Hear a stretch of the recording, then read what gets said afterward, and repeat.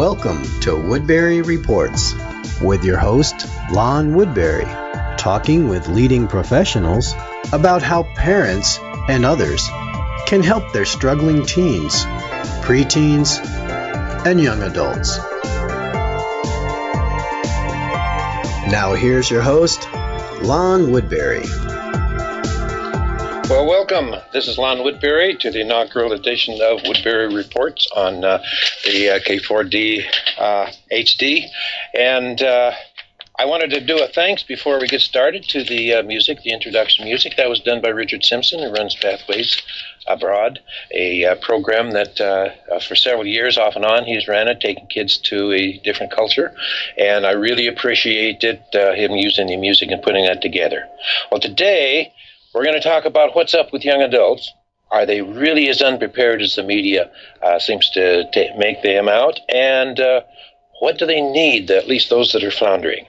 And so the topic is how to motivate struggling young adults. And the guest, Ken Rabow. Well, good afternoon, Ken. Glad to have you here. Welcome. Good afternoon, Lon. I feel honored to be here on your very, very first episode on this show. May it be a very, very long-running series for you. Well, thank you very much. Now, Ken is he calls himself a life empowerment coach. He's worked with parents with troubled teens, unmotivated young adults for 13 years. And what he says is when traditional methods just don't seem to work, real-life coaching's out-of-the-box approach can sometimes work wonders. He's also a blogger on the Huffington Post, a featured writer for Our Kids Media, and he's the author of a book available at Amazon.com called The Slacker's Guide to Success.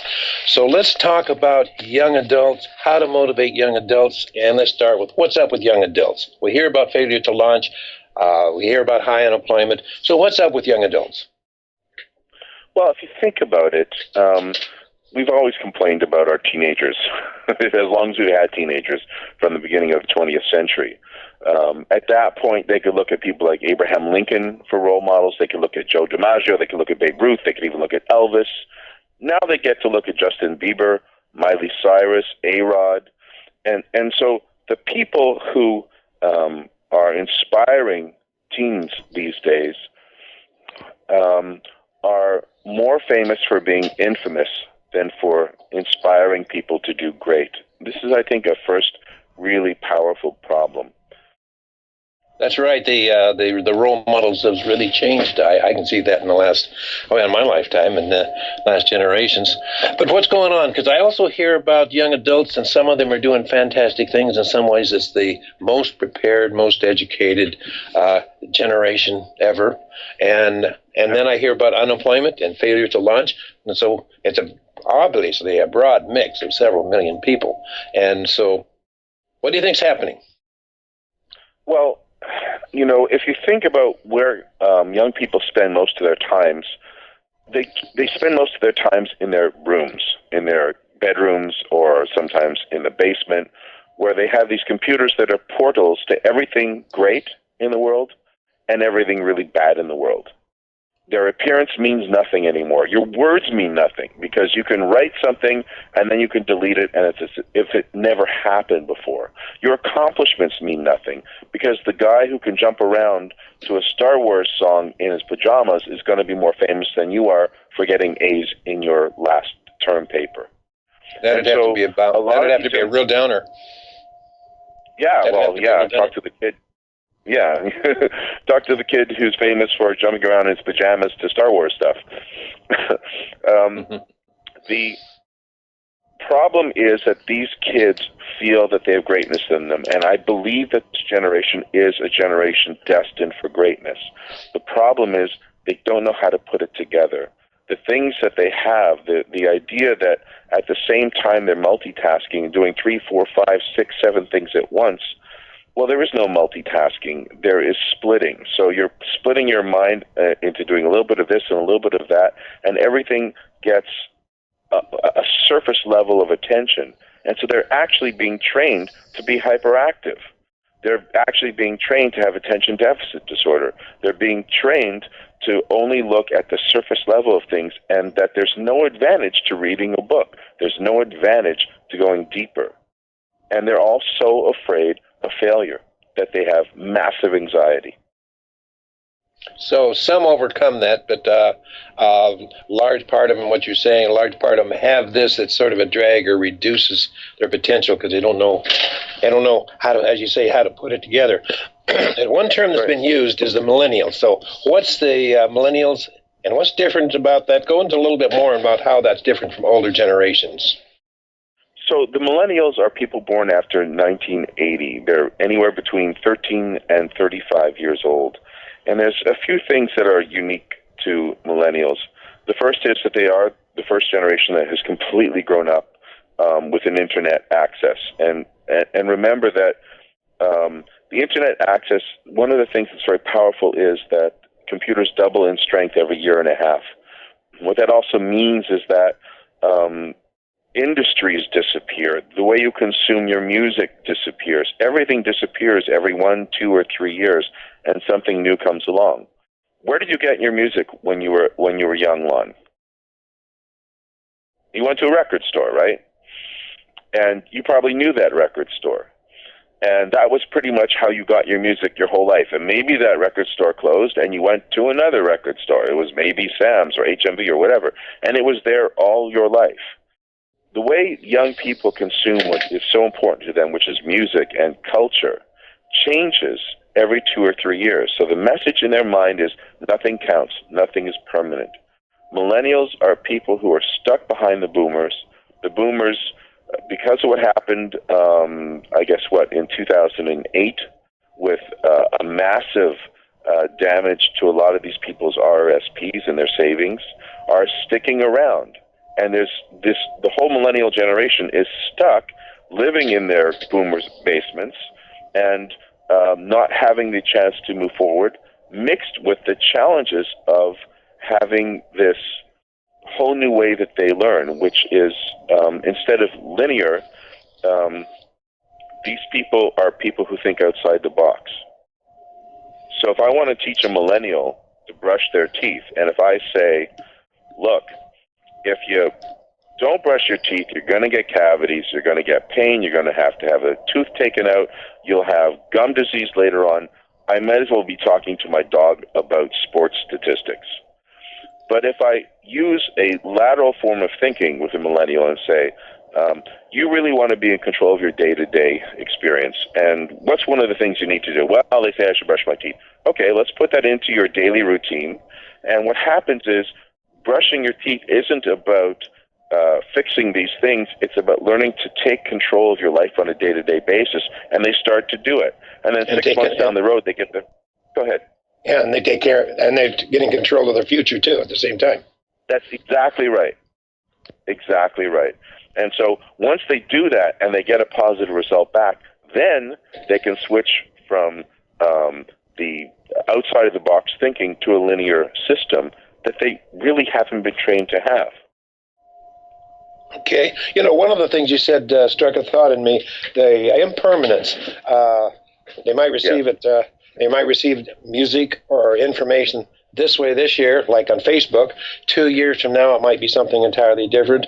It was my place 4 or 5 years ago. But so it sounds like they would have the idea, well, nothing is permanent. That's right. And that's so right. that's a... So what's the point? Yeah. Well, what's the point? And a real communication thing there, because the way I was raised, things are pretty much permanent. You stayed in the same home, you stayed in the same job, the parents stayed in the same job for years and years and years. And if you got a flashlight, I still have these old habits of when I get a flashlight, you hang on to it, you take care of it, you get batteries for it. But now the new ones are all LED and rechargeable by the sun, all kinds of things. And it's been criticized as a throwaway generation, or a throwaway society and material things. And so I think what you're saying is that throwaway, from my generation perspective, is something that's permanently ingrained into them, nothing less. So nothing would need to be taken care of. That's very true. And so what do they do when they come up to something in their lives, whether it's a test, whether it's a series of university programs, whether it's a course they're taking and they don't work at it and they don't succeed, they do the same thing that they're doing with that flashlight. They throw it away. and they go, well, that's not for me. And that's how they spend most of their times. They don't persevere. They don't find a way to fix the thing. They throw it away, partly because they want perfection. And if they can't have perfection, then they're just going to throw it away. So perfection is another thing. So in that sense, I would imagine they'd be very idealistic. They really are. This is the most idealistic generation that I have met in my life. We think of the boomers as being idealistic, but I feel that there's a much more powerful sense of wanting to do great things in this group of people. Every client that I work with, and I have people as young as 12 and 13. I have people with Asperger's. I have people with ADHD. I have people with schizophrenia. I have people that are just really talented and mess up at everything. They're addicted to pot. Every single one of them cares so much, but I call it the false fire alarm system. There was an article recently where they said that most people, when they hear a fire alarm, for two reasons, don't respond to it. And the first is that most of the times it's not real, it's not true, so why bother? And the second is that people, more now than ever, when they start something, don't like to leave it. And they call that FOMO, fear of missing out. So it's not even that they want to finish it, they're just afraid they're going to miss something. Well, that's our millennial generation. They have, first of all, every parent keeps telling them, try this will be great for you, and it messes up. And so they have that first part, the false fire alarm, and this is like this wonderful, talented young lady, 21 years old. I was working with her yesterday, and this will be the first time that she doesn't drop every course. And she's brilliant, and her mind is so good, and the way she sees things is so deep. But she can never have enough information, so she never hands anything in. It's never perfect. So there's always something more. Fear of missing out and perfectionism. So I said to her, let's just try the 5 things that you just did. And she says, I can try this, but I know that it's not going to work because I failed every time up until now. And I have to tell her, let's make up a name for her, Bonnie, the name of my poodle. Bonnie. Okay, Bonnie that sounds good. Leadership. I say, Bonnie, did you last week get your what was it called? Your outline in, and were you successful? And it was massive work for us to do it because she had to let go of things. Yes. Was it hard for you to let go of adding more and more things? It was. How did it feel when you got it in and they gave you an 85 for it? Well, my first thought was, why didn't I get the other 15 marks? I get that, Bonnie. But how did it feel? This is like the real true conversation we had. How did it feel that you got it done? She said, you know what? I felt like I accomplished it. And I wrote it down on her notes, but it was something like getting something finished was the magic term that she could use to rise above her perfectionism and to rise above her fear of failure was, okay, it's a little thing. I call these micro successes. And if I get something finished, I can look at that, and it's not what my parents have told me. It's not what the school has told me. It's something I saw for myself, and it changes their lives immeasurably. Okay, so when you're working with the floundering kid, brilliant or otherwise, there's some things that you look at behind that. Like in this, the perfection, and or that things are impermanent. So why put any attention into it? It'll just be thrown away anyway, or something like that. Right. Here's another thing I've heard about the millennials. It's a self-centered generation, or narcissistic. Is that accurate, or is it a misunderstanding, or a combination? That's a really good question. I think that the nature of sitting in your room and having all this electronics and all these virtual friends and real friends through the virtual world coming to you that you can turn on, turn off, predisposes you to be self-centered. I think that the fact that, at least the ones I work with, of course, are the people who are not doing well, who have tried everything. They've tried everything. Self-selective toward the negative. Right. So I have to, So, well, instead of say towards the negative, say towards the challenge. Okay. That's a better term. That's more politically correct. Thank you. And so I think that it makes sense that they're coming from themselves. But what I'm always find amazing about millennials, and certainly the ones that I work with, is that as they get better at these things, the first thing they want to do is they want to help someone that they see who's a friend who has a similar challenge, that they think they can understand the system, and they want to bring this little piece of it to them. So I think that the self-centeredness is because we, as the older generation, have put them in a position where we give them all these things, tell them how great they are, and then say, now you can't get to do anything. Okay, so, that's a crazy maker right there. Yeah, and so they are all about themselves, but there's still that propensity that I find all the time in these people, that the second they get better at something, they want to help others. I see this over and over and over. Okay, so it's a very generous impulse generation. Yes, I believe that. But they're stuck on first all about me, because that's how the older generation has dealt with them. The helicopter parenting, this wide range. Now, this is not all millennials, but it's a lot of millennials. Okay, well, they're dealing with something that we've had no experience in dealing with. Like, imagine me, a grandfather, trying to tell a 15-year-old how to work with a computer. That's funny. That's laughable, yeah. That would be funny. And so I always learn from my clients, as you probably do from your grandchild. And what we have, and what I do as a mentor, is I'm giving them the life experiences. And they're teaching me about how they perceive the world, which is different. Every generation sees it differently.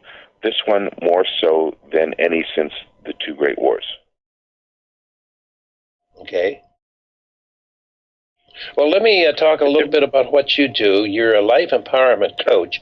What is that, and how is it different from a therapist or a psychotherapist or that type of sort of in the popular culture is known as the shrink type activities? Right.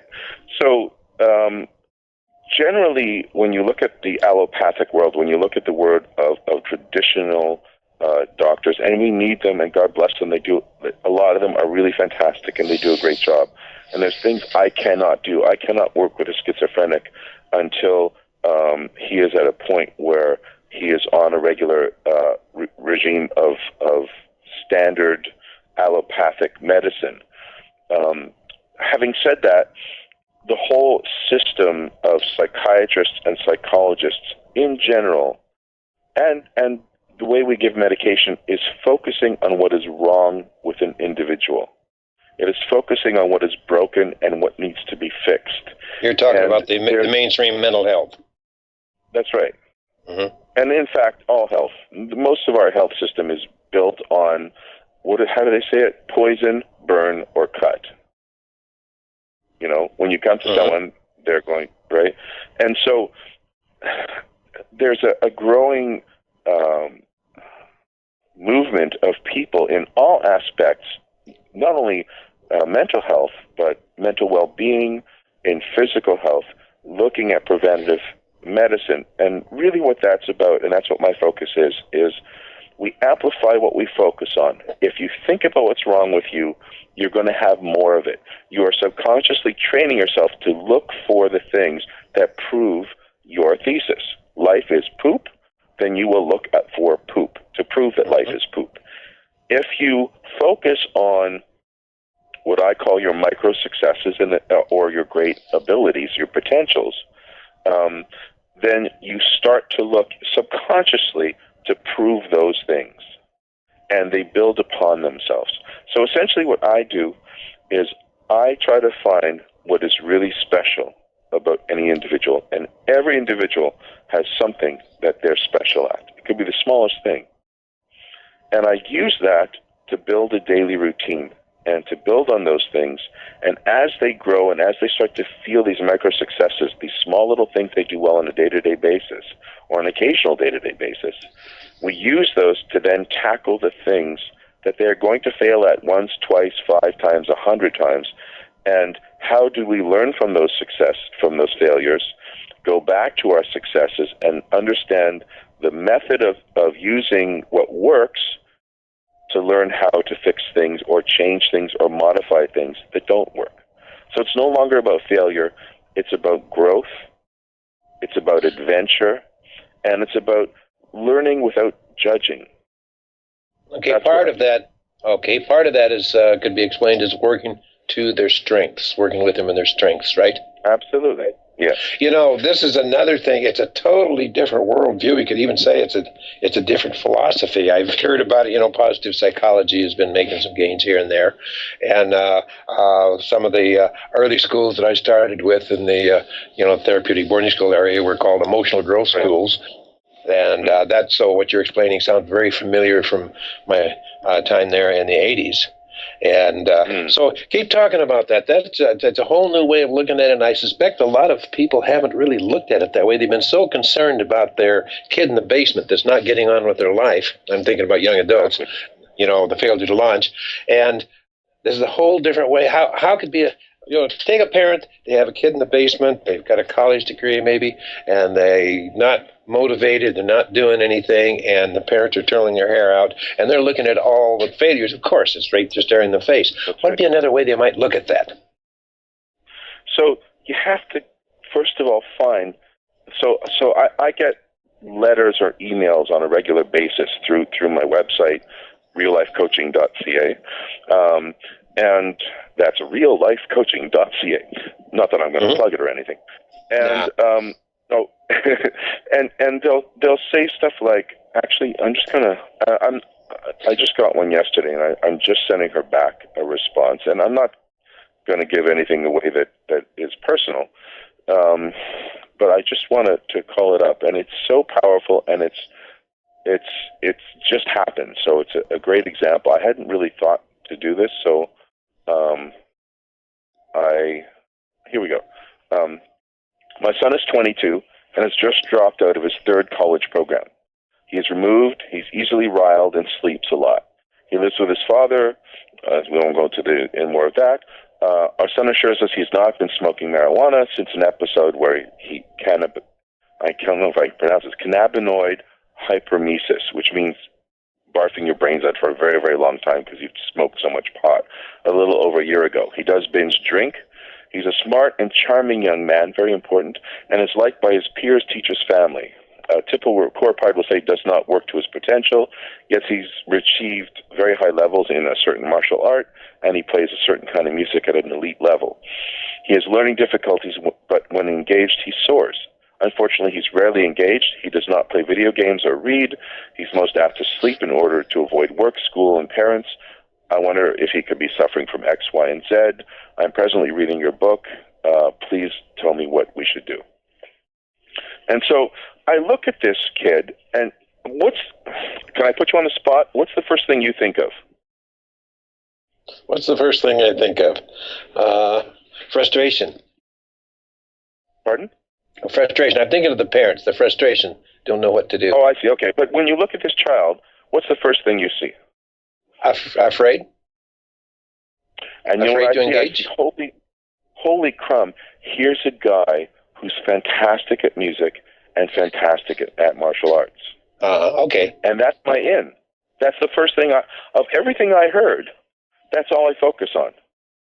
And I think to myself, I can talk to this guy. You know, I don't know if you know this, Lon, I played for many years as a jazz drummer in Montreal, Quebec with one of Canada's top jazz guitarists. Mm-hmm. And I studied with a great master on drums. And so I love all kinds of music, but I understand music, and I understand it's a different world. And martial arts, again, is a different world. And how do these two worlds work?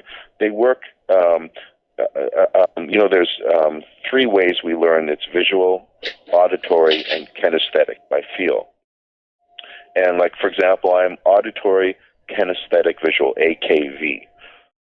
70% of the world, it could be 60% of the world, a lot of the world is visual first. So this guy, you can see already from the things that he soars at are not visual like me. And for that reason, right away he's at a disadvantage of 60 to 70%.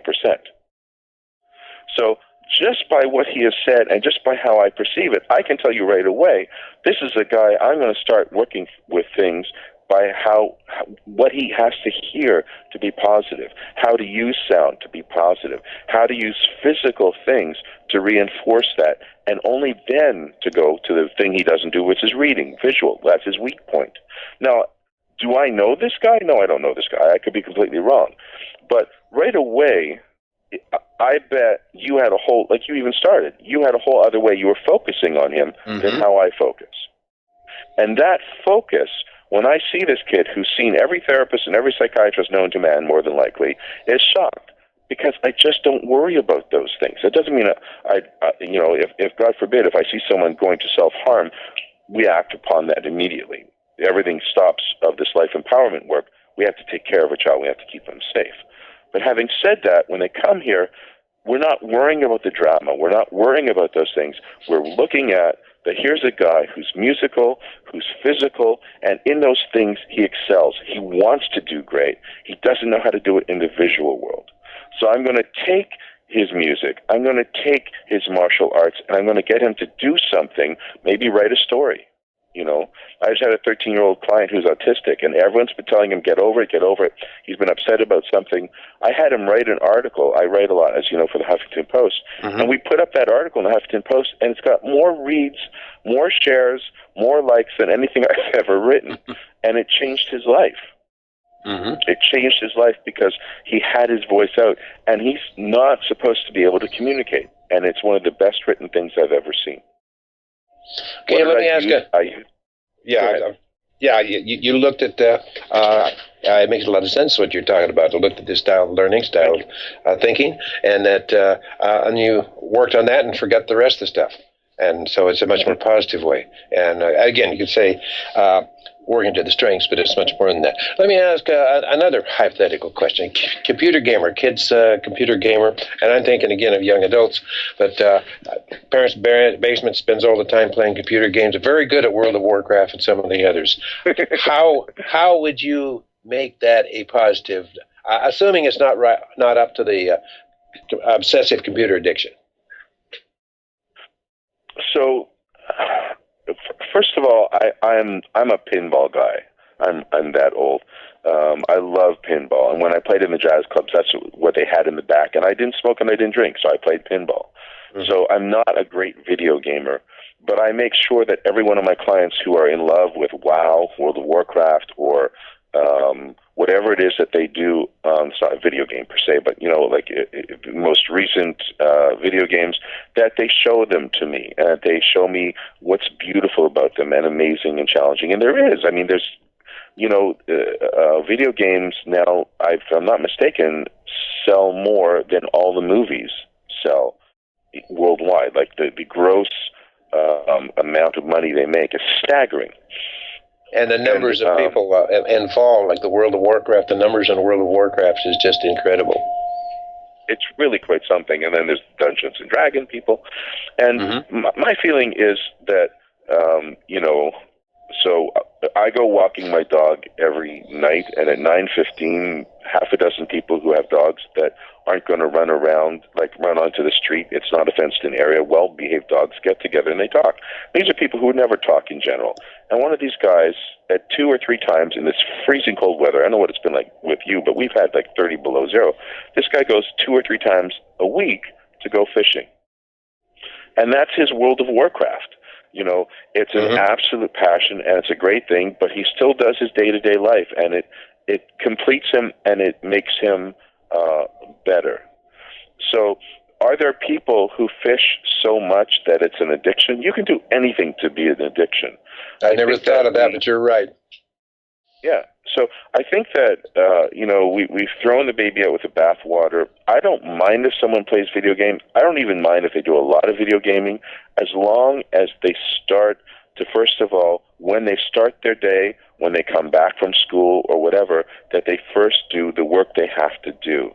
And then what I'm going to have them do is if they're doing 8 hours or 5 hours, some crazy part that their parents would freak at, but if they're getting the work done at this point, I've already succeeded.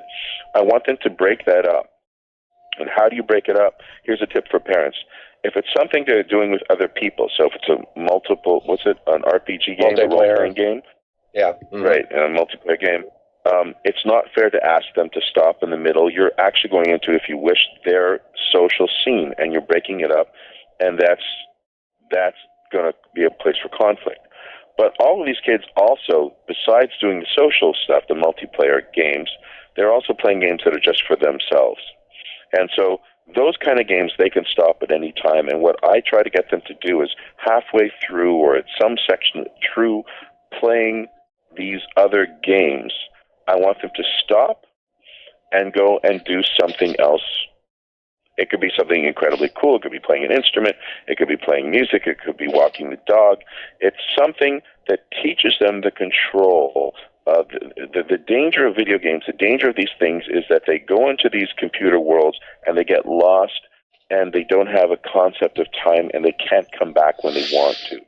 And so I get them to break that up where it's fair. It's not fair to ask them to do that when they're playing with other people. They're not going to do it, and it's guaranteed to fail. It is fair to do it when it's a one-on-one game. Okay, so what you do is interrupt the obsessive, the continuous part of it. Yeah. Yes. Interrupt it and bring some of real life back into it so that they're achieving some kind of a balance. Well, I don't know. At this point, it's not even balance. It's a glimmer of control. Once I've got them putting one finger in there and poking at it, then I've made a hole, and they can make it bigger, and they can learn the control, and they do. They absolutely learn how to control it. They get it. But we ask too much of these kids sometimes, and then we're guaranteeing that they're going to fail. Mm-hmm. Because of conflict or whatever. That makes a lot of sense. Yeah, just do it. Just get over it. Why don't you? None of those things work. Mm-hmm. Okay, let's go on to another perspective here, and again, focusing on young adults. How lonely is the life of a parent of a struggling young adult, one that's not making any of the markers, living in the basement or what have you? So how lonely is it? It's so true. A line that I've used in some of my writings is that a parent said to me, which is, parenting is the loneliest job you could ever have. You know, when your kids are doing great, you can go around. That's any parenting. Yes. When your kids are doing great, then it's so much fun to go around and share their model plane. Not that anyone makes model planes. I guess they do something else. But yeah, you're dating it. You're dating yourself. I am, and I'm a cheap date. Yeah.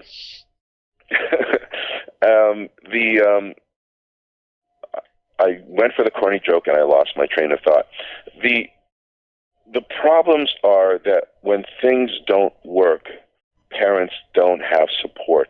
If things are not working, what I hear from most parents is, look at all those kids. All those other kids are doing great, and mine's the only one who's not doing X, Y, or Z. I'm so bad. I'm a terrible parent. They're either saying it out loud or they're implying it, and it's heartbreaking. And so one of the advantages that my parents have, when I say my parents, I mean the parents of my clients, is that we do work together. So once every 6 sessions, we have an email contact back and forth. They can talk about things that they just can't talk about with their kids. All it does is become a fight. And then we work, the client and I, on those things. And we also work on what's called active listening. A lot of my clients work with me on Skype. And so we'll do a 3-way Skype. And we'll do active listening exercises to change how the client, the young person, and the parent can learn how to listen to each other and respect each other and validate each other from where they're coming from. You don't have to believe what the person's saying, but you can understand where they're coming from. And kids totally can do that. Yeah, and thinking back, focusing on the parents, I had a couple thoughts while you were talking about how lonely it is, because, you get on Facebook and everybody else has wonderful kids or Everything seems wonderful. The whole thing. Facebook can be very depressing. There's several researches that indicated that it can be in general, but particularly for a parent of a struggling young adult or a struggling teen. I remember when I earlier in my website I had a discussion board, and the discussion board was open to everybody. I finally had to shut it down because some trolls got on there and demonized other people and really tore it up. But for a couple of years, I would get on there, and there would parents be on there at 2 in the morning, their local time, worrying about something, and somebody else would answer them, and would providing a good support for the parents. And I know a lot of the programs that I work with, the residential programs, have parent programs that are designing this. But yeah, I think that would be a takeaway for me would be a key thing. If you have a kid that's really screwing up and you're the only one, find some support. They're out there. It could be the people you have coffee with because nobody's talking about it. And what I'm trying to put together, I'm going to be putting together, is something called the Parents Mentoring Collective. And what it'll be is it'll be a webinar once a week, one time in the evening on a Wednesday or Thursday night, and one time during the day, also on a Wednesday or Thursday. And then it'll repeat that you can see it at any time because parents have crazy hours these days, as we all do.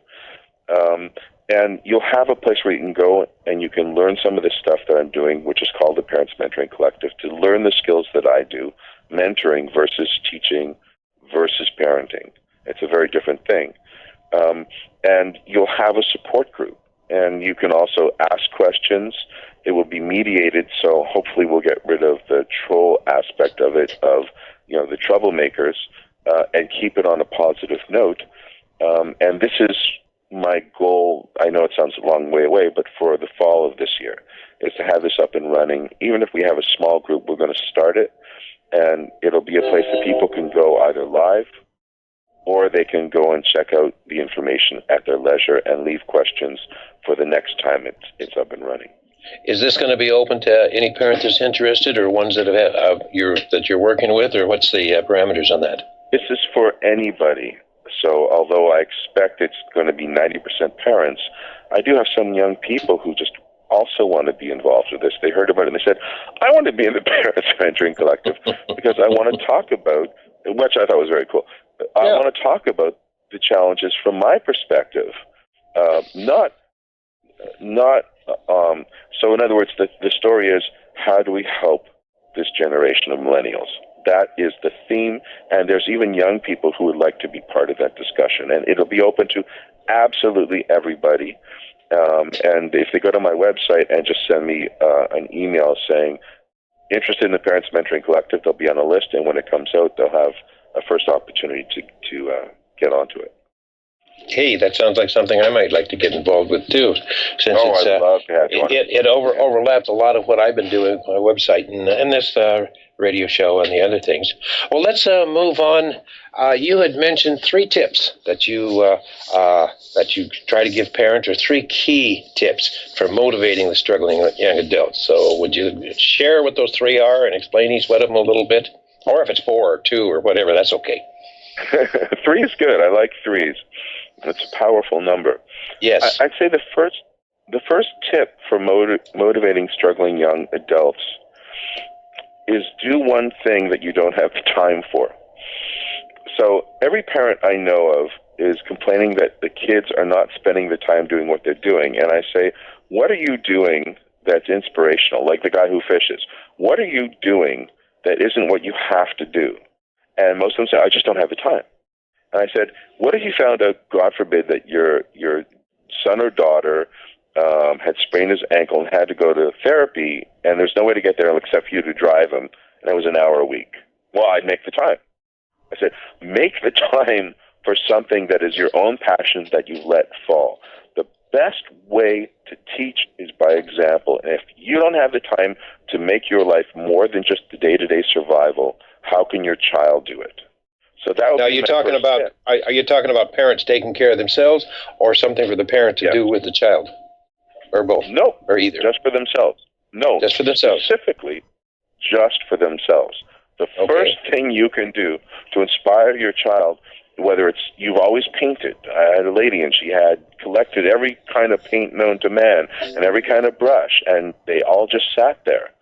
And when she started painting, her daughter started joining in. And it was the first time they had really done something like that. That wasn't the goal of this. The goal was for her just to be seen doing something that was just to make life better. It's so, so powerful. Well, would fishing count for that? Would fishing count for that? Well, if you invite the kids sometimes and you go fishing, I think so. I think that fishing is a passion. This guy who does it, like that's all he talks about. God bless him. And I like eating them, but I don't like, hooking them or doing the whole fishing or the worm stuff.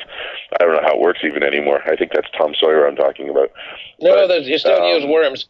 I fish when I go out. Okay. When I go out, when I want to catch fish, I take a worm. If I want to just have fun fishing and don't care so much about catching, I'll use a fly. Interesting. An artificial What about fly. a flying worm? Yeah, yes. Well, you can't do that. A whole I don't know how. Yeah, I don't know. The fish might not recognize what they are. Then there's biotechnology involved. It's a whole thing. So the first step is do something for yourself, even if it's fishing.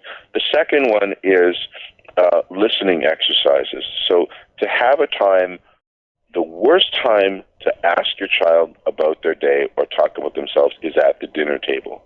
More than likely, the dinner table has become a place of inquisition. So you can get it back to being a good place, but it's not really. If it's not, it isn't. So don't try to make it the place. Find a place that's neutral territory, not their room, not your room, somewhere in the house or in a park or whatever that you get together, maybe go for a walk, and ask your child some questions. Every day on my Facebook page, which is, oddly enough, Real Life Coaching, there's a 1-minute meditation. And fancy that. Go ahead. Sorry? Fancy that. Okay. So go ahead. There's a 1-minute meditation, and it's an opportunity for people who know my stuff to then talk about that with your child on that day. And they're fun stuff, they're simple stuff, and it could be anything. The idea is to use something and then talk about something in the news, something about the Malaysian flight, something about whatever. Not to get into politics, but to get into life and looking at life in a different way and have a conversation that's nothing to do with how they're doing, nothing to do about how you're doing, nothing about day to day, but just listening and talking. And that's one of the most powerful things I think a parent can do with their child. And the third, I have to say, is to find a mentor.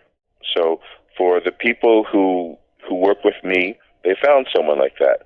And a mentor is what we've always had throughout time until this last 100 years.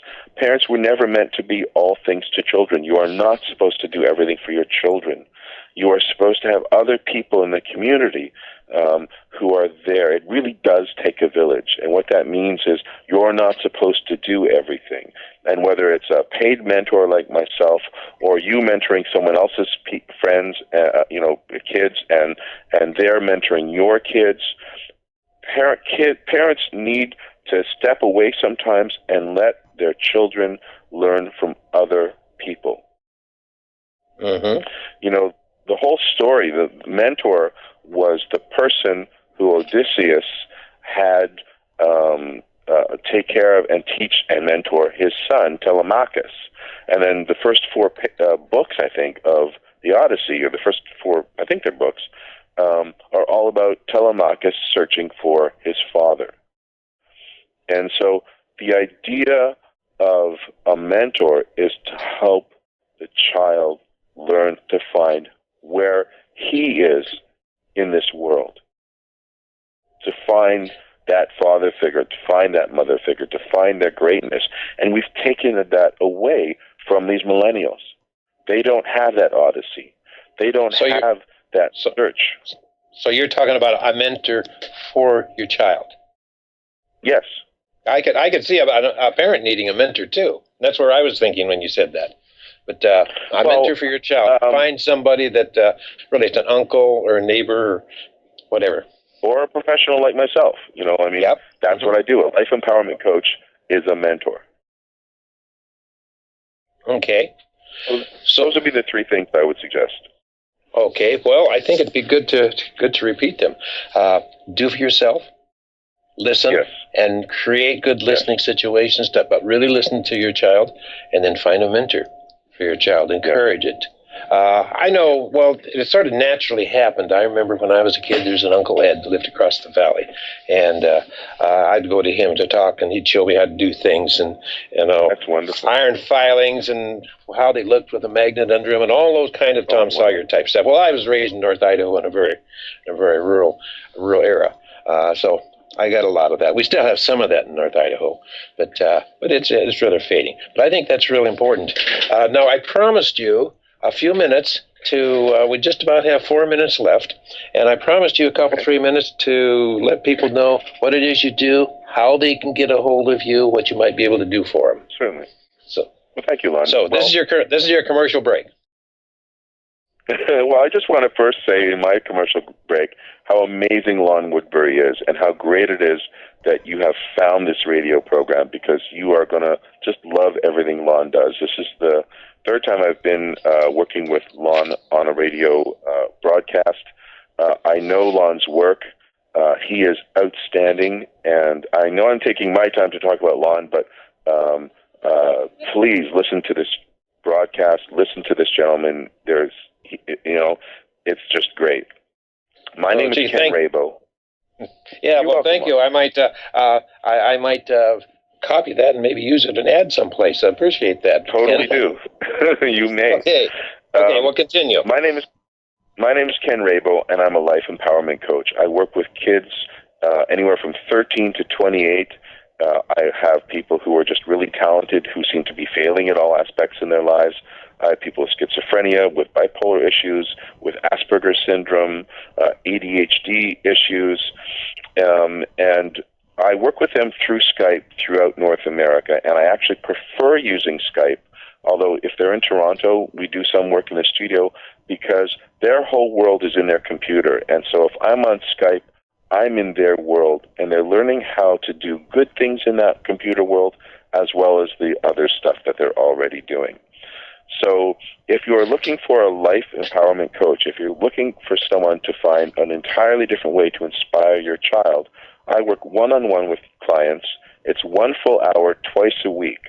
So it's either Monday, Thursday, or Tuesday, Friday. And the reason for that is once a week, it was great in the 50s, but things move so fast today that if you work on something with a child, when you're trying to rebuild their greatness and help them find their power and their personal power, you need to have 2 parts in the week to keep them bolstered, to keep them really focused, and to fix the things that go off, so that over time they're really building an inner structure. And the people who work with me will tell you that this is probably the best investment you can do of your life if you have a child who's stuck with these things. And you can reach me at www.reallifecoaching.ca. That's reallifecoaching.ca. You can also go to kenrabow.com. That's KENRAB as in Bob, OW.com. And I have a Facebook page which has really cool stuff every day. And that's in Facebook. You just look for Real Life Coaching, and that's me. So I want to thank you, Lon, for having me on. Well, thank you. Thank you for listening. Oh, this has been very, very enlightening. Yeah, very good. And we're wrapping this up now. We ran out of time, but we've been talking to Ken Rabow, how to motivate struggling young adults. A very interesting discussion. And this is Lon Woodbury with Woodbury Reports. And be sure to come back next week at this same place where we'll have another discussion. And let's see, the name of the discussion will be, do your laundry or you'll die alone. You'll have to tune in to find out what that's all about. I'll be there. I'll listen.